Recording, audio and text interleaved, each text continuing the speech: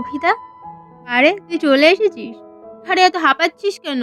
আরে তুমি তো কল করার সাথে সাথে আমি দৌড়ে চলে এসেছি, ওই জন্য হাঁপিয়ে গেছি। ছাড়ো না এসব কথা, তুমি বল আগে কি বলবি বলেছি। আচ্ছা তুই কি বলবি বলেছিলি সেটা আগে বল, তারপর আমি বলবো। না, তুমি আগে বলবে তারপর আমি বলবো। ওকে। আমাদের অফিসের ওই অনিতাকে দেখেছিলে না তুই? আগেরবার আমাদের বাড়িতে এসেছিল।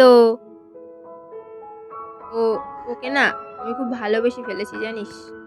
হ্যাঁ, আর জানিস তো আমি না এটা বুঝতে পারি যে ও না আমাকে লাইক করে। বাট আমার না ওকে বলতে খুব ভয় লাগছে জানিস তো। আরে এই, কোথায় হারিয়ে গেলি তুই? আমার কথাটা তো শুনছিস নাকি? আরে আমাকে কোনো একটা বুদ্ধি তো দিবি। এই ভালো খবর তো, খুব ভালো খবর। কবে বলবি তুমি ওকে? না, এখনো বলিনি, ভাবছি কবে বলবো। কদিন পরে বলবো। ভ্যালেন্টাইন্স ডে দিন বলবো এখন একেবারে নাকি? না গো ভিদা, ভালোবাসার মানুষকে ভালোবাসার কথাটা যত তাড়াতাড়ি সম্ভব বলে দেওয়া উচিত, নয়তো পরে অনেক দেরি হয়ে যায় গো। তাই না? তুই ঠিকই বলেছিস। তাহলে না আমি তাড়াতাড়ি বলে দেবো বুঝলি, দেরি করবো। আর তুই যেন কি একটা বলবি বলেছিলি, ওটা বল। আমি আমি আসলে আমি কি একটা বলবো ভেবেছিলাম। আসলে তুমি এত ভালো একটা খবর দিলে না, আমি তো ভুলেই গেছি কি বলবো। আসলে আমার না পড়া আছে, তো আমি তোমার সাথে পরে কথা বলবো। ওকে? হ্যাঁ যাস, সাবধানে যাস বাড়ি। তাহলে আমি এখন যাই।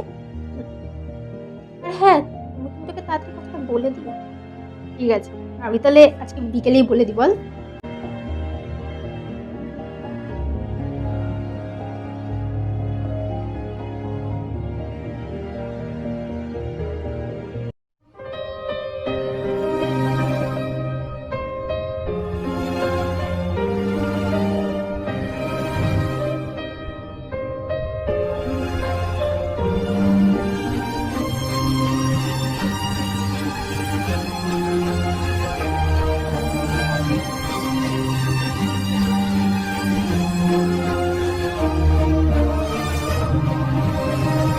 ভালো থেকো, আমার ভালোবাসা।